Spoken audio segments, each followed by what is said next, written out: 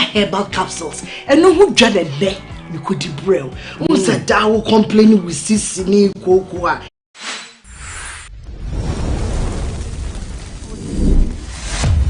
Right, Yama, I have for Ajo and Enumray and Famra, Kumawood TV so and Enumray. Sunday, Unimuno, and what Jumagi Sono, I don't care the piano, and you read no song, Echo Pim, a year, no tree. Yet the Jumagi out to be say, one point here at the bro, a walk as for Guinea, so maybe I will be out here. You must want to say, a Yakumodin come up here, and what me no Acetano, Ama, Yasitano, actually, I have fed, and Yafa Apumudin, that Yamaka said, only Padas and is a Unia Pumudia, Yabon Yuma, a yet de Cranoa, a year smooth day. Nasa Unia Pumudin Susua. Ama on some can not a do baby, not a yet thing. Sans any pump to me, you want to a far accommodia, wouldn't it? And then your baby didn't come on at your fat or pomodium who said a bear danida, as a tano, a bear juju, a bra, or how bit is a area, and can't only play your minunti, and I walk as a for you so your two sa at the fret a cuckoo dam, one I wouldn't do at the far accommodia, not you know more at the edging Kuya, I didn't come on at your fat or pomodium. And then so I don't know. Maton sa e dia frɛ obi a onimu de na wa bini yie e wa pomodin mu a wo ye doctor kese kwa e wo Great Gift Herbal Clinic e wo Kumase na ene doctor pani eni e ba bedin komo e dia fa pomodin ho na obi bebi sa sɛ enkomo ba ni e ba bedin me pato tie ye wo enyema bi wo ho a e ya pomodin ho nsɛm a e ye mmara ahodo a e da pomodin ho a menu mienu ye nimu nti da ne da yare no eba na ye motoyen a eno achi na yare na sa badiem enam se yinim mra ewo eye apomodin ho enti ene ye ba bedin komo e dia fa eye the laws of health eno ena ene ye ba bedin ho komo emra eda apomodin ho sane ye osoro nyankropon obo nipa ba wiase na ode mra nsam etoto nipa ho edi ahyade to ho se ye wei na ye wei wo ye se ya eye bone eno ena ene doctor eni ba bedin komo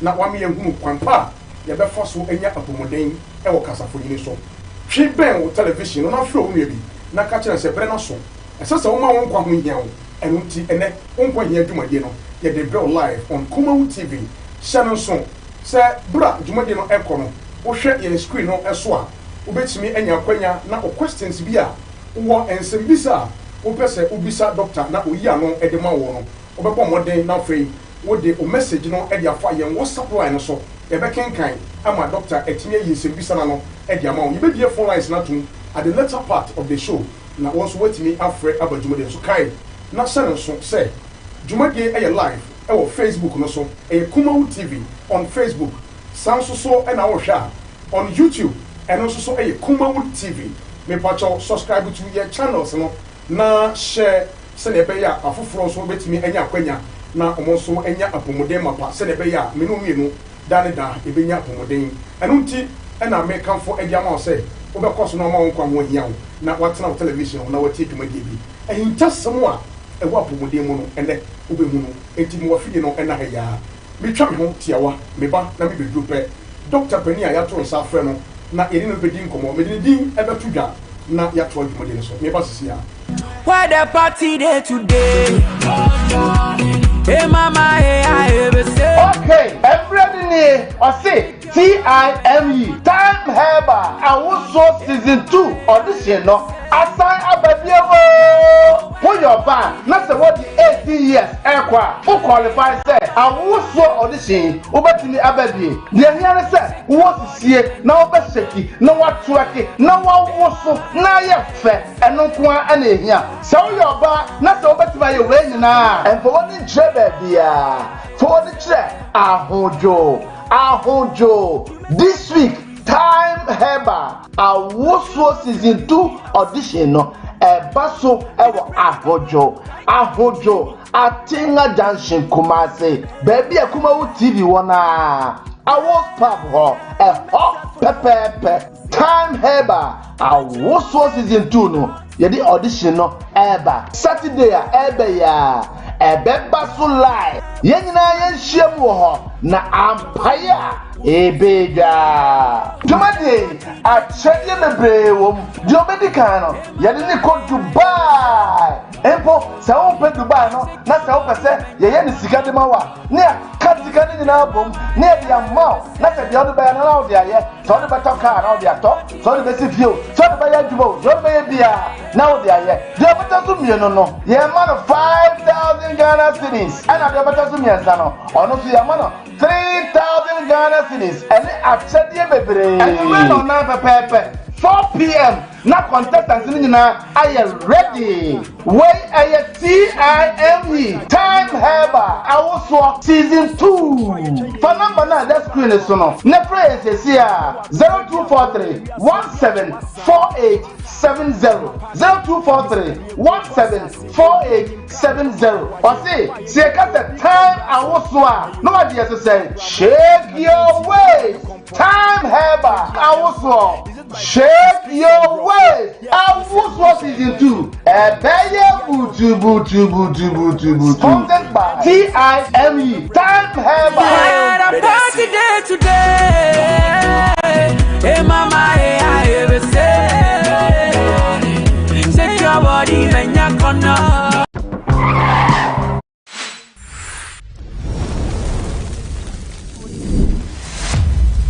Kumawood. Right. Mama, welcome back. Enfamra Kumawood TV. And then so Wonkwa here dwumade no na ye de ato no. Me ba cho wo fie na wo hwen a ahintasem bi wo ho a esese wo hunu e de fa opomoden ho. Na emra bi nsusu a eda apomoden e ho a esese wo hunu na eboma utimi etumpon wa abrabom no eno na ne ye di ho enkomo. Ene me sa aka ye Dr. Gabriel Asamoah e wo fie ha.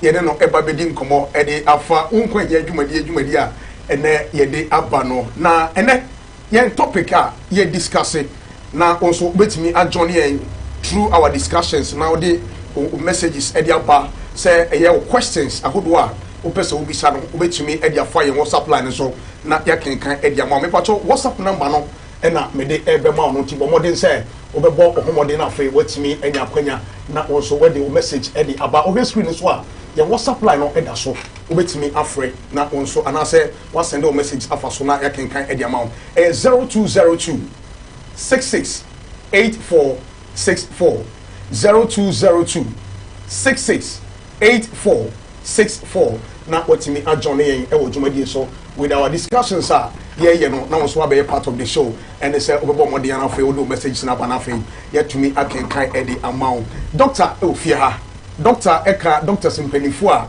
ewo eye Grace Gift Herbal Clinic omo branch ni bi ewo eye Asofia barakase kwanso e na afa so abua kwakofori dua omo ne gawo filling station no ene be so pe ene doctor se wo ho ni bi e na manya emu ba ko a mene no edi enkomo e wo kasafo yini so doctor e wa ha Dr. Gabriel Asamoah akwaba opini mi joso doctor bia boko de acho bibia boko na wo so e nyamya dum me ho ye papa e do tumfo nyankopon ase na Grace Gift aso ye te say oh nyankopon adom so wa woni se ho de apomodinfo enyina fi aha apomodinfi pa ene ho entina there's a Grace Gift there e ban Kumasi ha se ye ka yare sade a ye aso kesi a esa yare yi pa okay enyina friend no heba kolebu okay yes heba kolebu very good but heba for refer cases ni na ye yes right doc ene ye din komo e dia fa ya pomoden ho na wo hwe edwumadi a edi eda so e ye Wonkwa hia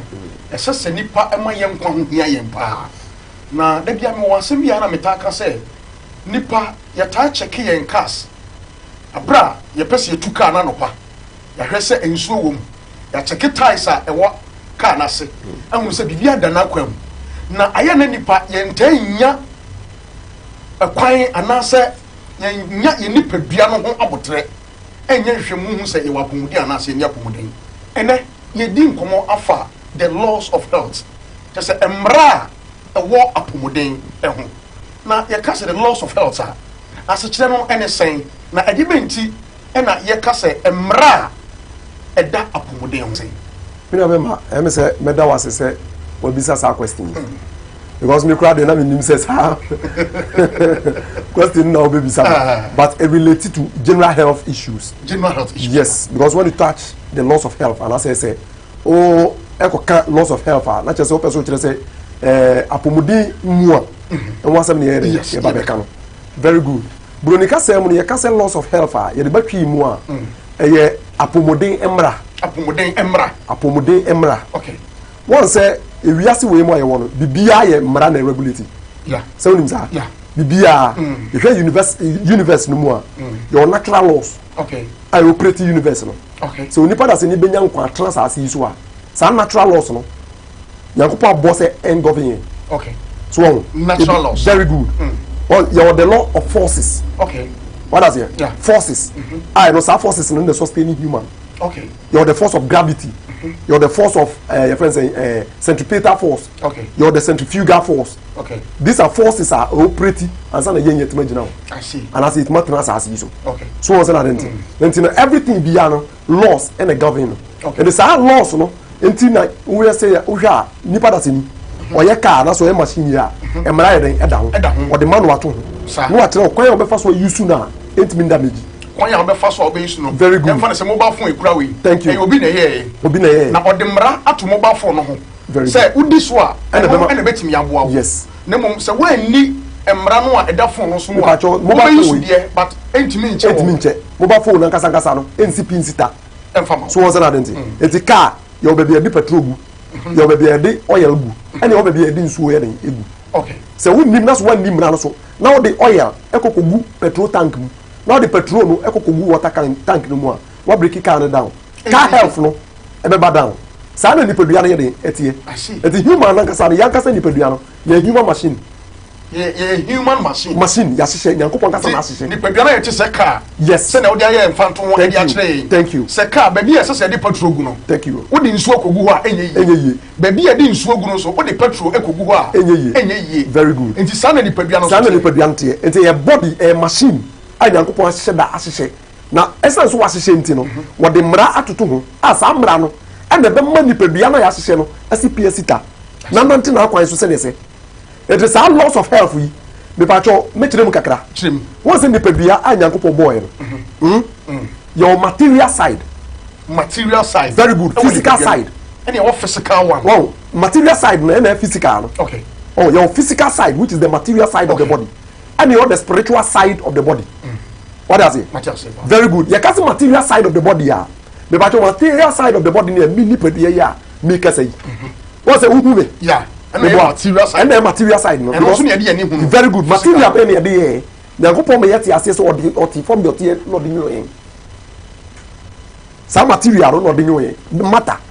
Amia. Yes, and not the new pedia. So that's the raw material, and Yanko put in pedia. I see. But the physical body now, a raw material. And then the be send your car. You did be in a car. Thank you, sir. Some people in the playground so be that's the physical side. Frame. Oh, you're the boy and you're sharp. Physically, it can be seen. And your spiritual side. Spiritual side, no, and the moral side, Usubai. Also, Usubai so count to Nipedia. No question. Yet maybe Usubai, a who Nipedia way. Unipa Bayan Casaro, Usu, and so actually. Very good. And your friends a spiritual side, no. And the way as a physical side, no. Also, spiritual side, no, you put the bra agavin, and also. Yeah. What's all your Christian? Near can say we are spiritual. Now, say, who did you put them? Emerald, sir. What does it? A near wow. And we are be a day. A new young one than the crew. Sunday morning, I say, would this one? You who are so a spiritual person. Okay. Not just would be nim.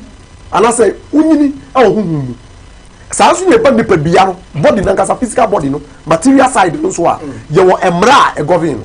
Okay. So, what's a whole woman, the Emran? Yeah. Who number the 8. Who would the Emran somewhere you do? And now, who number the material, yes. And also, I am working. So, now, Osha, yea, your friend say a great gift. Your tenant, your terminal short. Some Emran working, ya she. Okay. And you have to need the new start. New start. Yes. I shall say for new start. Okay. So, some new start no. I am rapper. New start no. Yes, spell ya. You can say your friend MEWSTART.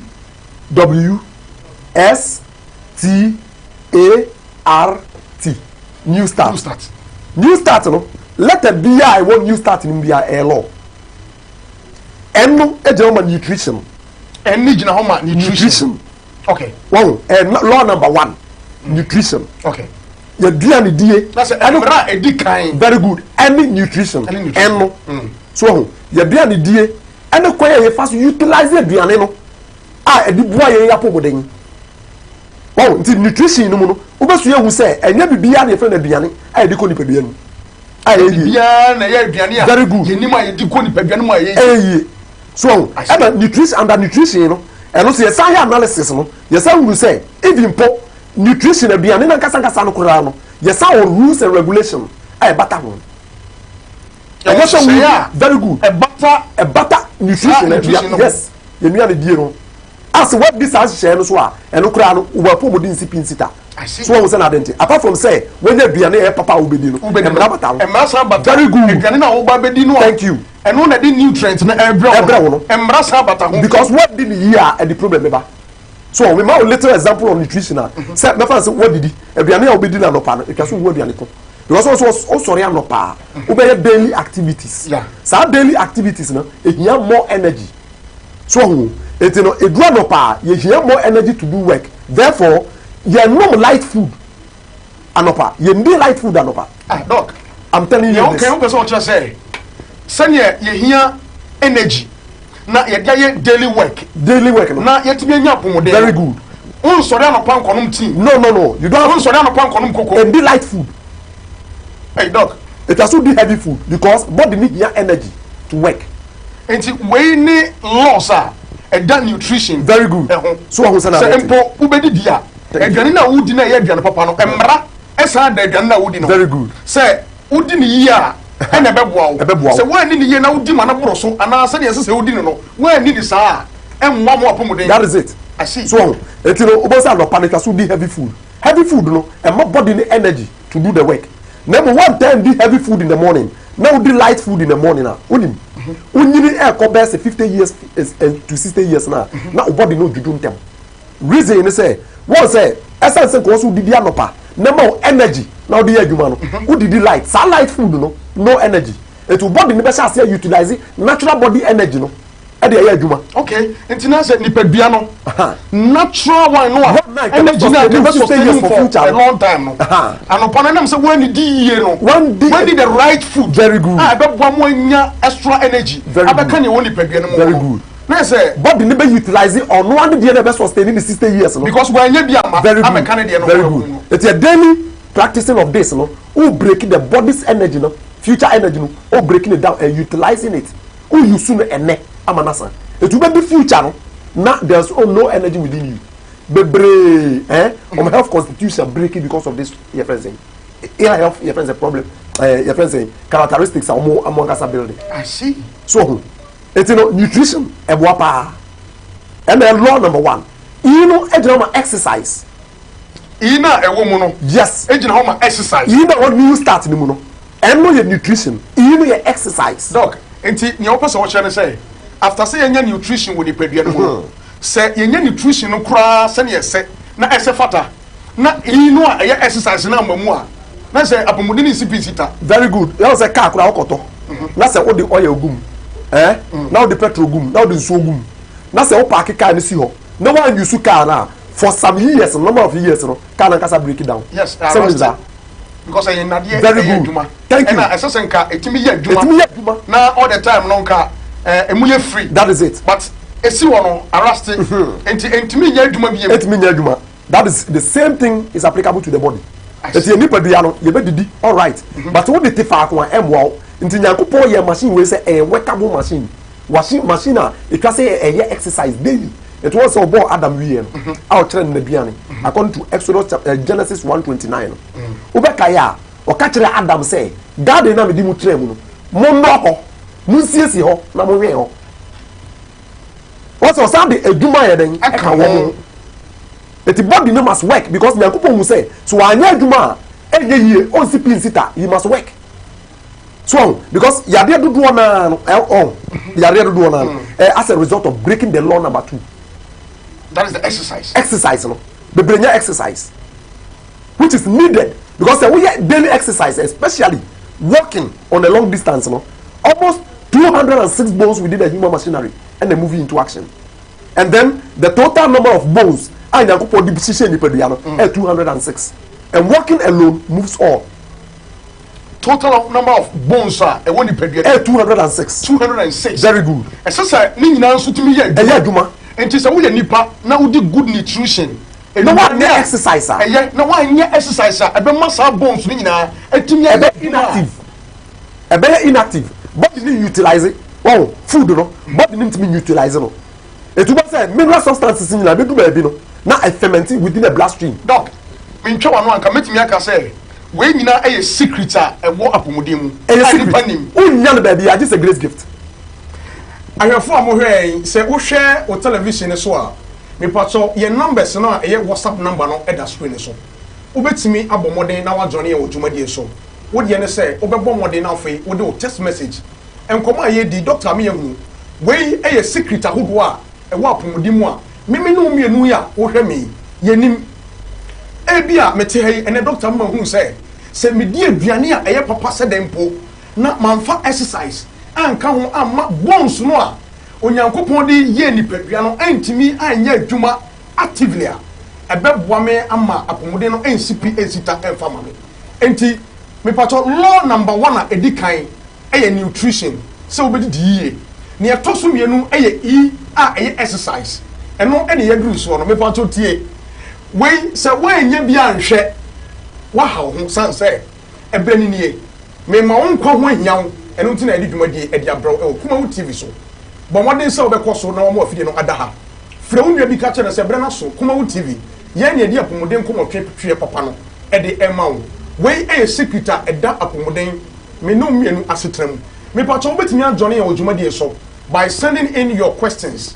what the bar mekenkan wo hwe screen so a number no a ye dey for messages no enie e 0202 66 84 64 0202 66 84 64 na wa join e wo dwumade so na o sembisa awo no o dia ba doctor e wo exercise yeah I believe say example you very good no. Law number 3 no law number 3 oh AW emra etoso miensa eda yapomden ho water it's not water ensure yes because in hwemu and the law number 1 nutrition that is the N. Very good. Law number 2 exercise that exercise. Is the E. Very good. Law number 3 law number 3 very good water. That is water yanko what say ehwemu kire say nipadua ya ewo ho as muwa no nyankopo yusu ensuo oham nchemu eduoson enum 75% of the body is water. Enti nipadua na kwa na yene nam ho nyina no very good. Ensuo a ewo nipadua no no 75%. Very good. Tieni ye o 75%. Eche moja. Yes, the rest 25 is food. Na chese ye hia nsuo mo. Eche aduane mpa bi. Enunti na we analysis we analysis me pa cho biologically onipadua bi hia 8 to 12 glasses of water per day. A day one nom kura ni 8. I see. Glasses of water per day. Ensuo. Because ensuo ya the whole day. Na onu musu. Eye boni. Who do nipadua boni? Who di ninya? As a result, many people have died because of dehydration. Ensuo sensuo awie free nipa num. So hu, sa unta anu nsuo bebre ahun. Unta yare mi eva nsuo. Because you have sufficient of water within the bloodstream. I see. Very good. Se moja be moja nsuo nka wa no. Because ensuo na moja no mu a translating nutrients e de ma nipadua na kwa nyina. I see. So hu, entina nsuo ehia no. Se wonum nsuo a, wasi nipa da se ni ye adwuma o sweaty. Yeah. Se nye nsuo ayen sweaty. Because sweating na eba no so ye nsuo no a ewo nipadua no bi na free nipadua no eba bonten. And na wo sweaty more so a it tells you a language of the body telling you say also num nsuo more to replace the losses. Enti ensuo na afiri nipadua no no ese se onya foforo na outside replacing because ewo efi nipadua no go abonten in the form of sweat. So enti nsuo hia pa yi without water we shall die. It is what here. It was what kind the book of Exodus and Ezekiel chapter 4 verse number 9 or can say be or say drink water by measure 6 parts of an hin from time to time should you drink it. Okay, dear poor no bo nipa no or the Bible Sasemoi okay 2,500 years before existence of modern science. I see. But today modern science have been able to investigate to know say it is true say 6 parts of him, 8 to 12 glasses of water per day is very good and sufficient for the body's living. When you will tell you, and then law number 3. Okay. Law number 4, T. Letter T. New start. T, no. Sorry, S. S. Okay. New start. S. Okay. S. S means the sunshine, sunlight. Area. Once I okay the book of Malachi, was one now din and couple dino. 3 near we have a P. Ama na yarisa e won in Tabayansi. Bible can long time in the Old Testament dispensation. Was say yarisa o owian Tabayin. Now what we are according to the book of Job 35. Wow. Also we are no they are it is partitioned in color, sun rays no. It is partitioned. And yet one color, different color. Okay, so with 3,500 years back. And son Isaac Newton he discovered.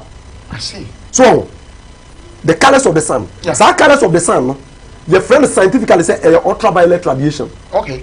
So ultraviolet radiation, no, the idea say a bogu nipa biya no so a there was certain natural cholesterol bi wo mu. Your friend dehydrocholesterol 7. So dehydrocholesterol 7 no. Say owia no chire no ebo nipa biya no so a converted dehydrocholesterol 7 into vitamin D. I see. The vitamin D yenya no nipa biya no mu. All vitamins we get it from food, but vitamin D yenya eno ye nipa biya no e dehydrocholesterol 7 no, which is the natural body's cholesterol no. Owia no acting on the body now converting into vitamin D. I see. Without the presence of vitamin D, unsipinzita. It will react with ya. And the biome, the pato. Because now, and Jumadi no I am there. Na Doctor Baby any pa. Me and Casamity, my ira. And I told you, I told the beer, oh dear, so what's an so on. I dare a reable pano. Una mouse, I don't know we are bossa. I don't know we are too much. And we already are no one then do. Now, so and the doctor me who say we are a body pedianoa. And when nam so me vitamin D e woni peduanum e boa ama wapomode SCP esita de ma wo enti e to dem pa doc ana papa be se 10 ana 9 am wo na owia ato den na ye ka se oh sai wia we de e ye pa but anopa wia no ne susu se enu mom na de vitamin D no ebre wia ne de no ankasa na ebo wia ne de yes da de anya yes so say wia na papa na ankasa na from morning 6 o'clock again so 6 o'clock to 6:30 okay so 30 minutes no wow and don't generate ultraviolet radiation I boni padua ni pa and then evening sun from 5:30 to 6 o'clock and then from 6:30 to 7 o'clock so twilight no and so very good it generate ultraviolet radiation. And do you know something shabi bi ya nananom time na awusuo mra akora kire wo se oba omami ana papa ebo akokora ne abrewa na so otumi nya no wo hwe ya ye be hata na biem owia so ne hata no ya ana akola ye be wo no wo be bete no oni ahode a ye de ne kire wia akola ye wo no na ne owo any problem no ye de ne kire anota wia se ne be ya e betima healing no Ecclesiastes so kansa said the light is good and it is a pleasant thing for the eye to behold.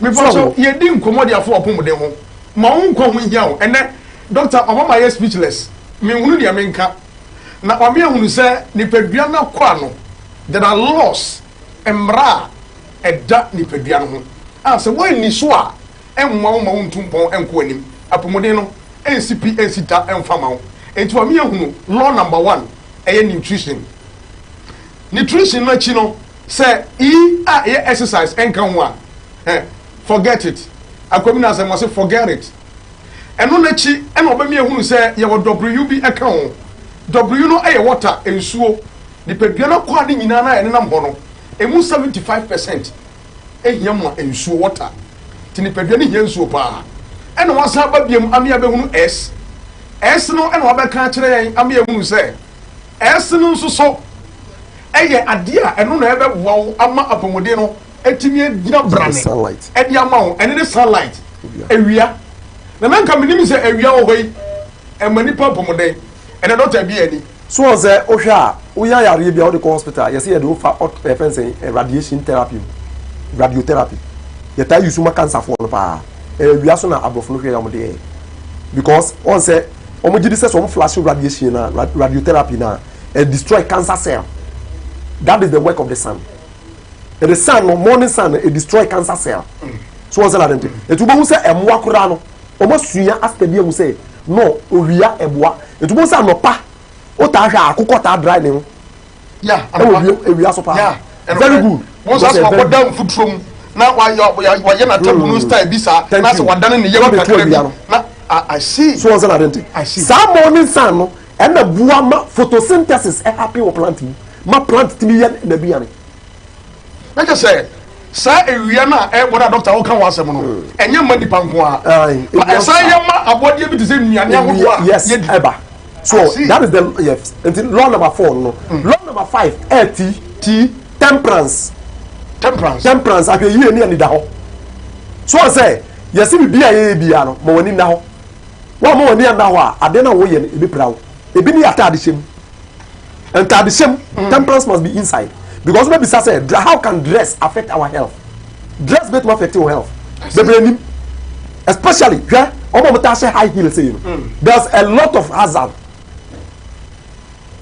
hazards ewum because one say nyankopon boni padua in cemetery they can see cemetery and say wa boni padua no ama na balance pepepe okay the bia nchia it was say o set up mpa watenten a wa page sugar it will nipa bia ba bia achia it was a spinal cord no o ya ta de we to aso awunim utiminya problem of arthritis utiminya rheumatism utimi wanga sakura no utimi shift awode no koso o yoba it may lead to serious stroke a damage brain and kasa so who am a kind of tight dress na a man tashin what's up here anymore e ko bad you here lose atani lose adentia oba ni shape ye different hormone regulate oba no your friend estrogen hormone regulate oba man your friend androgen a difference ewum and na oba ye figure 8 I see so it's na tade e ya de ye lose and say chichire no say oba tade ye chichire say oba tade ni chichire na stop blood no from flowing moja no flow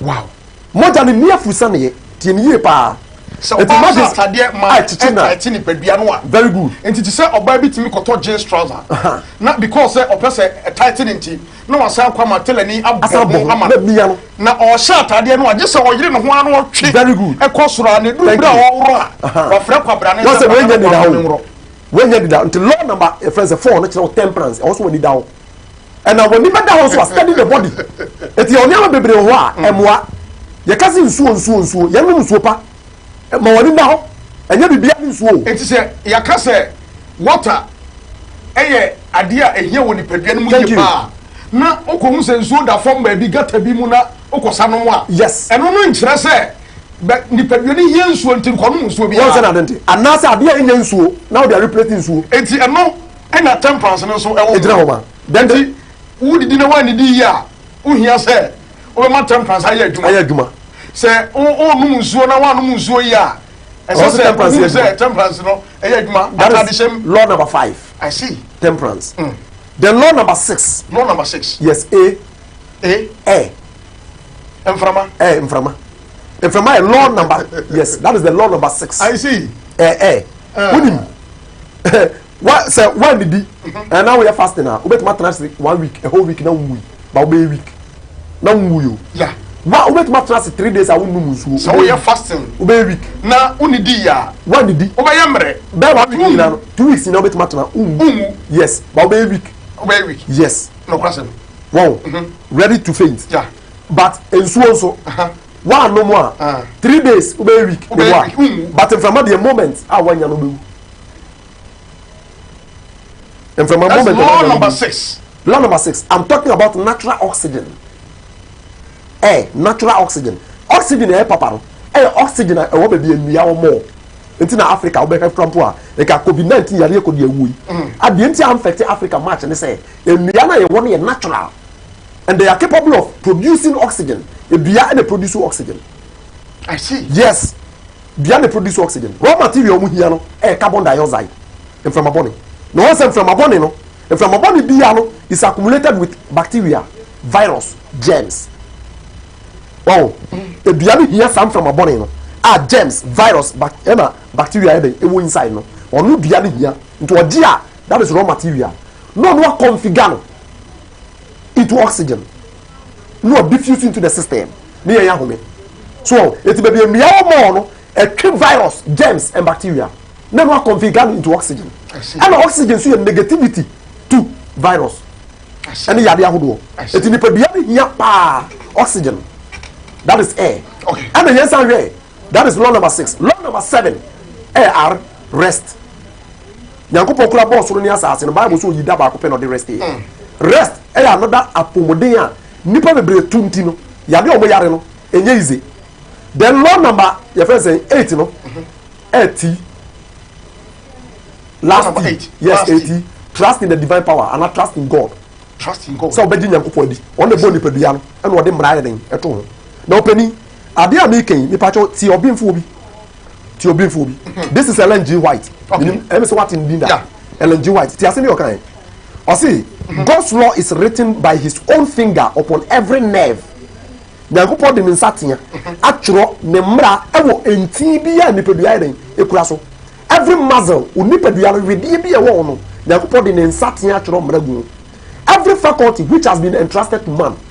Any nipadua akwa bia Nyankopon de amayen no wo de nsatia atworo mra aguso. Asio it when nimra no so a or say it's penalty. It's penalty. God has formed laws to govern every part of our constitution. Nyankopon eden abomra se nipadua ni baabi ya no wo de mra no eden e guardian. And these laws which he has placed in our being are divine. Some mra or there se nipadua no mu no e Nyankopon den edia. And for every transgression there is a fixed penalty. What here? Was say what to apomodin mra ye kan mu ba ko bia na your fixed penalty and sunshine so are dangerous. E ka so ye den unya. So right, me pato o share Kumawood TV. Doc, me sam wa ba kan biem. We e Wonkwa hia ma Wonkwa ho hia o. We e apomodin komo a ye de ebrew. Doctor pani a ye sa kan wa ene ne din komo no. Won se ne din e da screen so e Dr. Gabriel Asamoah wo Great Gift Herbal Clinic ano ono doctor sa wo ho ne bi me pacho tie ne ye omo branch no wo Abuakwa Koforidua Gawo filling station no enche ho pe na omo wo na ukọ Kumase baby ti se ohwim susu a Barakese kwan no so school junction ho omo clinic ni bi enso wo ho a odi wani ekire ho a obetimi enya apomodem mapa wo ho a ene yene no edi nkomo na answer doctor beto aso no obi message a wodi aba doc we or say what is the best form of exercise for human being? Richard from Obuase the message a wodi aba no we the question back one wodi kan edi aba we so I say what distance are you supposed to cover a day for you to be healthy? And also the question back one or also edi aba no answer na ye beba no ye twa ho kakra bi na ye mra ye ba na ebedu a ye beto aso. Where the party day today? Hey mama, hey I ever say. Okay, everybody I say TIME Time Herbal and also season 2 audition no assign ababiabo put your van not say what the 18 years ekwa who qualify say and also audition obetimi ababie the here say what sie na obeseki na watuaki na wawoso na ye fe eno kwa na ehia say your van na say obetimi ye we nyina and for what the trade bia for the trade ahojo this week Time Herbal Awoso season 2 audition no baso ewo ahojo atinga junction Kumase baby Kumawood TV wona Awos pub ho pepe Time Herbal Awoso season 2 no yedi audition no eba Saturday ebe ya baso live yenyina yenhiem wo ho na ampaya ebeja jumade acheye bebre wom diomedical no yede ni ko Dubai empo se wo pe Dubai no na se wo pese ye ni sika de mawa ne katika ni na bom ne dia maw na se dia Dubai na wo dia ye so de beto car na wo dia to so de besi fio so de be jubo so de be bia na wo dia ye dia beto so mie no ye man 5,000 Ghana cedis and dia beto so mie sa no ono so ye man 3,000 Ghana cedis and actually bebre and we no na pepe 4 p.m. na contestants ni nyina are ready. Wey aye TIME Time Heba also season 2. For number na that screen is no. Ne praise is here 0243 174870 0243 174870. Or say cut the time also no idea to say shake your waist. Time Heba also shake your waist. Also season 2. Sponsored by TIME Time Heba. Had a party day today. Hey mama, hey I ever say. Shake your body, man, you're gonna.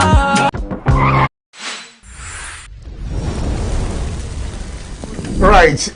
Yes, I am Yagafo Aquaba BM Emra Kumawood TV so and Enyumre. Yagusua Yedim Komo Edia Fat Wapomo Demo, way a Wonkwa here, Jumadiano and Ene. Ukiada say ene Yedi Ebrel and so Yasabe Transia Yedi Jumadiano, assign Eddie Emma, Yama Wonkwa Yaw, enti Emra Awudua, Eda Yapomo Demo. When this was a for how can say Edia Brewono, and on Ene Yedi Honkomo Kumawood TV so Doctor Amaya Hunu, secret Yahubia. Fat ya pomo de ho a say me no mienu ya hu a sister brother ma me papa bia wo hwe me wa hwe a apomode no ACP titan faman eno nti na me kan fo dia ma say enya edu da butwada eti sei enumre no nso ekopem ne no wotwe a ene ye ntena na ye mwa ema apomode no ACP ensita enfama Kumawood TV ye de nemapa na ye de ebrɛw wo fie na wo ye dwuma kuo bi na wo hwe na opese obe sponsor dwuma de ya me pacho akwanya no ho obetimi afrey na ye no edi nkita ho na ya be sponsor na so wa ba sponsor edi amai na ya bo wadwuma ho dawuro edi amama bibia so etimi akọ kama pa edi amawo Dr. Gabriel Asamoah wono doctor wo Great Gift Herbal Clinic ano ewo kuma say omo branch ni bi ewo Asuofia Barakasi Road eho na owo school junction ho na owo na afa so baby ti say ebuakwa Koforidua Gawo filling station chamo pe na omubutu a clinic efe na omo hwe nipa dompa enya senketo clinic ahodo ni nyina no eho na omo refer cases a omo edeko omo ye pania in clinic omo na ene ye ni omo edi enkomo e wa ha sei doc ya hwe loss ahodo a govern ni pedua no ema ni pedua no etimi enya pomode mapa na answer na ye be ko break no obi edi ne message e by two message a me di kan ya ansa na ye call break no ubetimi eya no kakra man na afei ana say wa explain kakra man na afei etimi e de nya ka to aso but you say first one no obisa about the best form of medicine exercise. Yeah, the best form of exercise the best form of exercise ani pedua na ehia na ehia so a ebet mama ni pedua na iden SCPS te yi ba eye 2 the dikan nantie yes also nanti on a long distance o penalty more talk any ya to talk at titi we dey say be wu 17 you prematurely o say na nanu nyinche doc obu ho ko aja na bia kra je so tuka enti na ewu ntem so ye mi ahode ne ye na nanu ntini nanti 7 miles e di kwafu no wasan before masan ba oba osuja o ba na ho denden de bare enen so ye nanti wa wo bebre o wo 10 ne ye fun flat and obi awo ba ko ne ye fun atintonto so because cholesterol is not capable of melting when you exercise and another exercise is very good for human power ado dog yes o be say nkwa ado so o feel nim fu a oh fa so na ko pa e mo bi me do e mo pa so e me mfa bi nchi no e wo say wo do because o do o body ni ye exercise and the wula bi a wo betwa bi ya no ni fumes na wo home no it's not very good for the body medicine dog entina kuafo no mo ni chance very good entina nkurase o mo do no o mo nyi che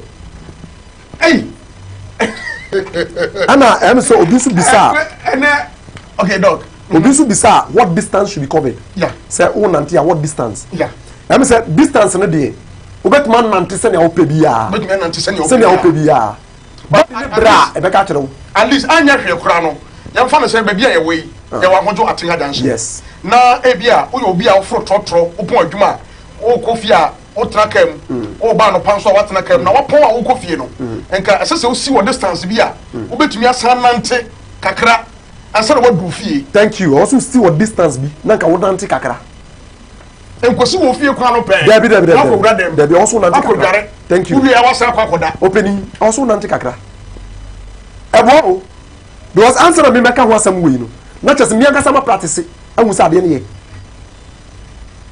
so me catch us bet reform from Chronom to KJT ya because me boa obetimi so very good form of exercise and one so be ya kwadro afi utrim a very good, the best form of exercise. The best form of exercise. Very good. Yes, the here side. I see. Doc, you share the loss of health. You share a mara odwa. A da apomode ho. Ah, ese nipa de ase ni. Ye hunu na eboa ma yapomode na SCP esita edemai. Doc, sanye ma we na yenim ya hunu na yenim se we ni mara e da yapomode ho. Ene yare na nya ba wie.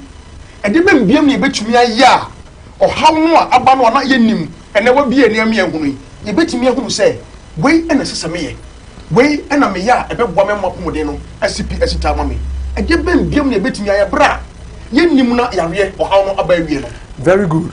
Em say ye hwemu bi em ye hu se yade ba oh say u treat ho no treatment ye de ma on the secondary. Okay.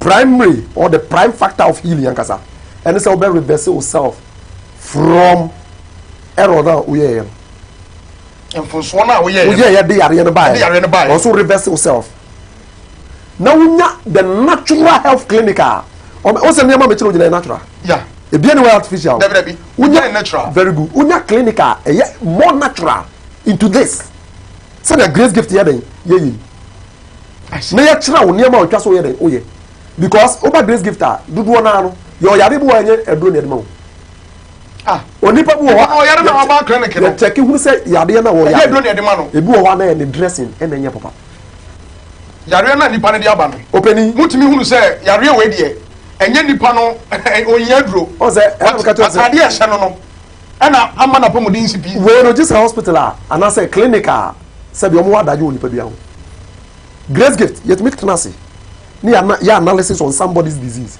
ni e hu ade ko de buy wow obo et make actually say dressing obi buy onya wo awo na onya no o de achi the whole Ghana so dan bi ai bom buy wa ko bi da but the grace gift no ye hwe ran din ye hu say mook sabra ni abom ai be bom be ye bi ah mook yes e ma na wo dia ye shey akosoro wo jemu na wo pega no na wo de na foro kosoro so et be ma bi ani wa ne hu duru ho a oto sabe ni hu so ogum it's because of this one Doctor am I confused so Doctor am I confused anyway obi enya wo wa ko clinic akoka ne hawo doctor say wo hawo no ne enam so a eba ye ni ene say eni kwan so mook yes say mook na wo se no a wagina onan no so no epia wa wodie no ama na kosoro enti se bema no hunsuo no eba na asensane aba fo asensane aba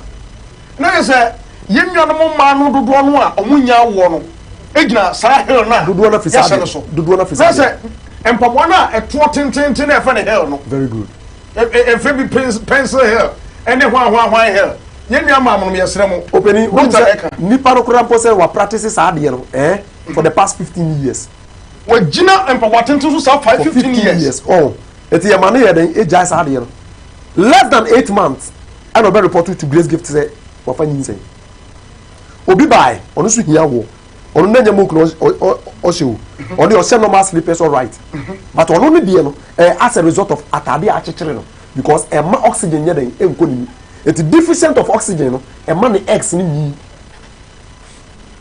nko su ya no ntimi nyeden enyini yes so e tell make sure say this a winya hospital great gift herbal clinic I bet much no san yema wen nyina yo yade ni bi wo nya dro dabi obu o be baro ni yade no na eda no na na doctor ka kire wo se wo yade enda ye tika ye ni ka na awese wo so de da e de ma wo das have person so wo dey very good yes because what we are body ni bi ni pedua no ne yia no wa wiya ne bi wa corrupt no opokro no wo enti je se osi anam wa yensi anam restitution se wa anya oboa so ho for the sake of mo a afa na mo tuni ehwe ewo dwumadie so no me ma doctor asan asiso quick one o brief no e dia man e bi afa na wawura dem wa fra dwuma bedu fie e na watini to Kumawood TV e na wo hwe onkwa hia dwumadie bi doctor Gabriel Asamoah wono doctors a ewo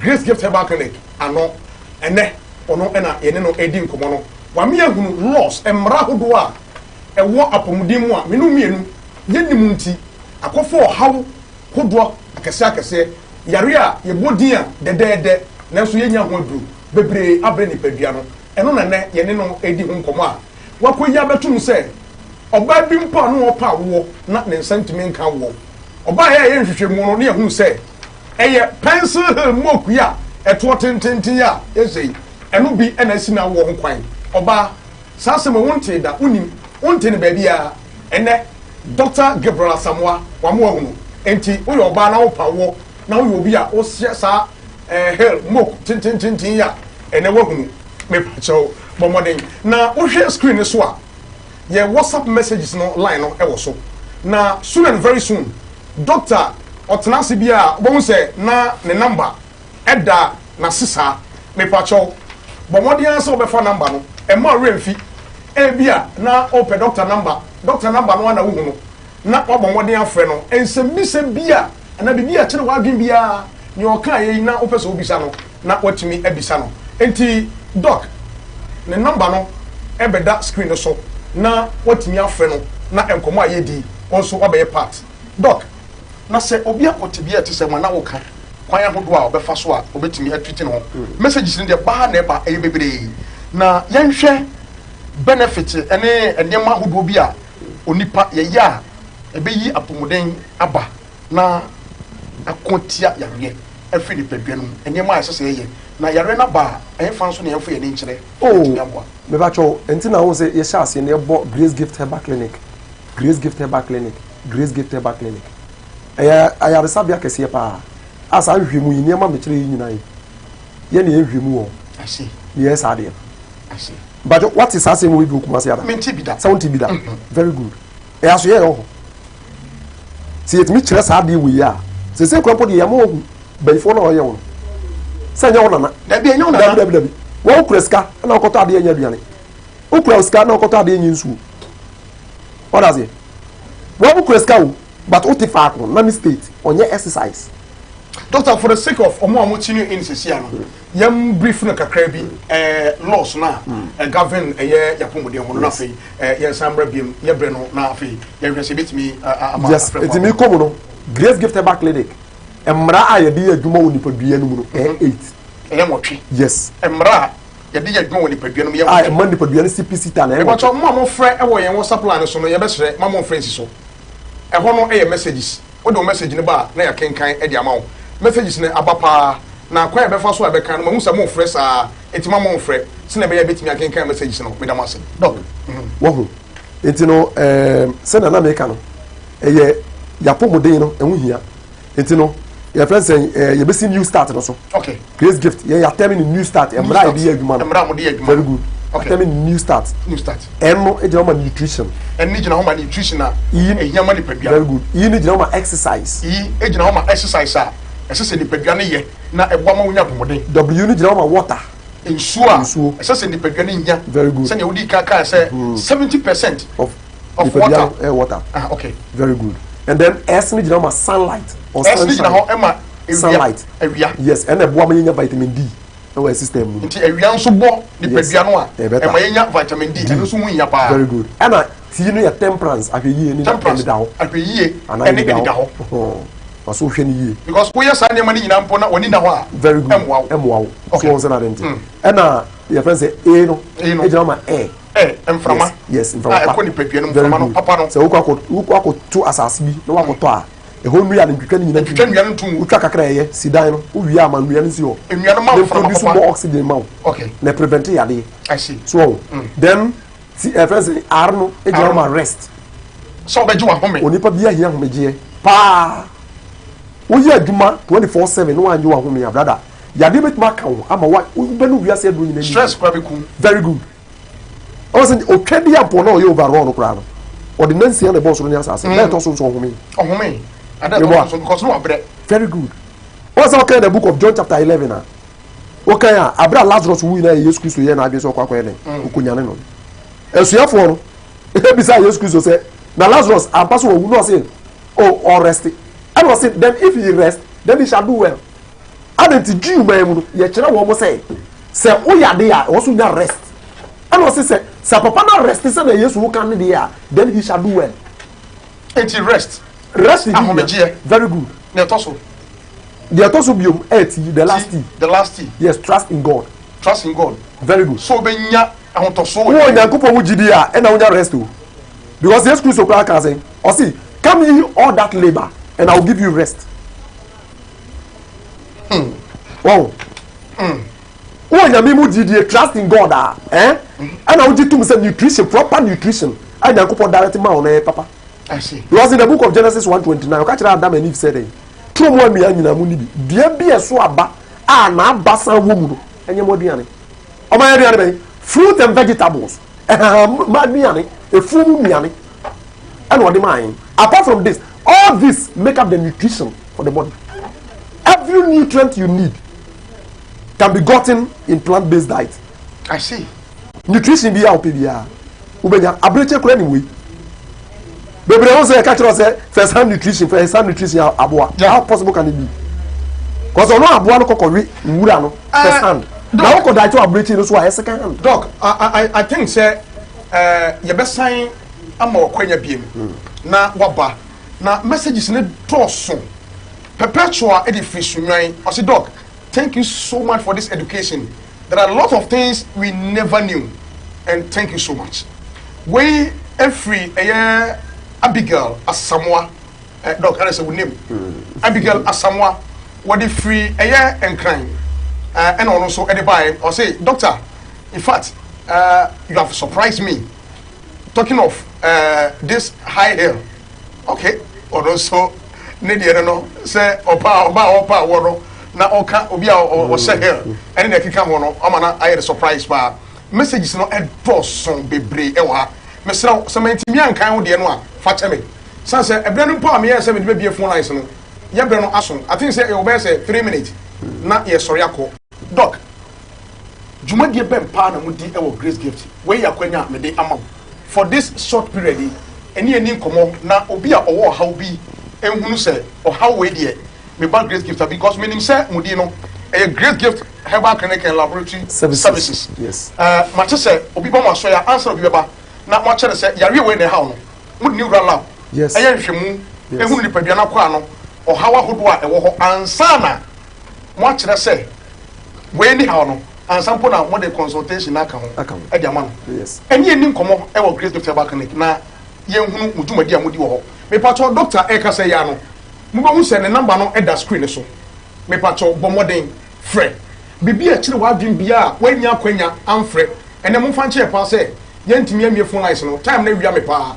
ye bre no so ekɔ mo fa nche me nkomo na ye de abro so enti time na bitimi questions a na nka wo apese obisa no me patcho wo hwɛ screen so a doctor telephone number no e wo ho frɛ no na ene ni nkomo na on kire oba bi awo ne kwan pa obefa so obetumi anya pomode doc fa ye wi ni enko Grace Gift Herbal Clinic here Herbal Clinic ngwa so bi e wo kumase ya na ye serve wi asafa na nyina enye kumase localities ngo I see e wi ase ba bi a opa pomode no obetumi aba ebrim from Germany I see Australia Spain Japan Japan last country of the east last country of the east obi free hoba yes obi ati Dr. Grace Boadunka etu coin from the last country of the east to West Africa.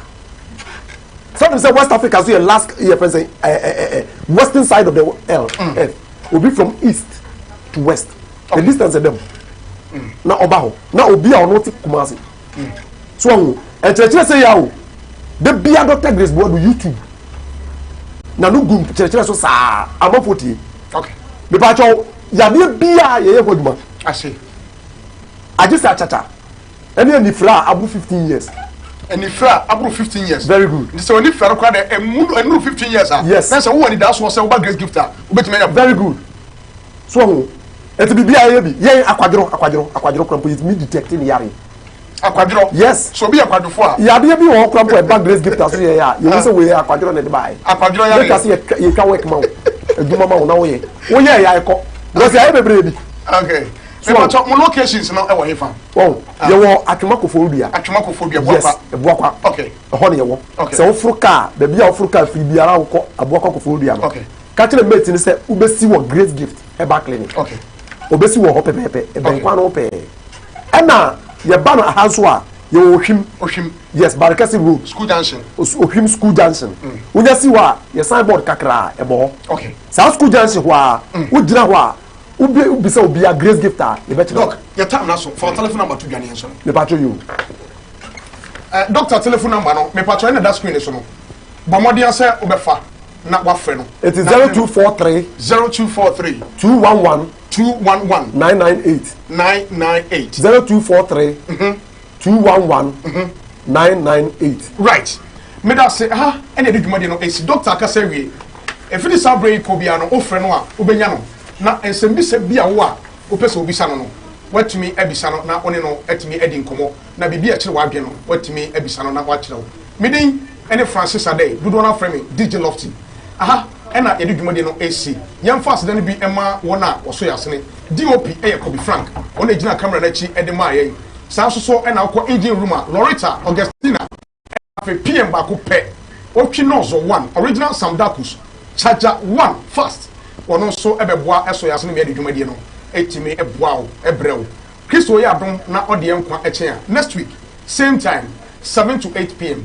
ye no be dia hia ewo ha makraw where the party day today hey mama hey I ever say okay everybody I say TIME time heba awoso season 2 audition no assign ababiebo for your band na say what the 18 years ekwa who qualify say awoso audition obetimi ababie de here say wo sie na obeseki na watuake na wawoso na ye fe eno kwa ana ehia say your band na say obetimi aye we nyina and for one jebe bia for one ahojo this week time heba awoso season 2 audition no baso ewo ahojo atinga junction Kumasi baby Kumawood TV wona awos pub ho pepe time heba awoso season 2 no yedi audition no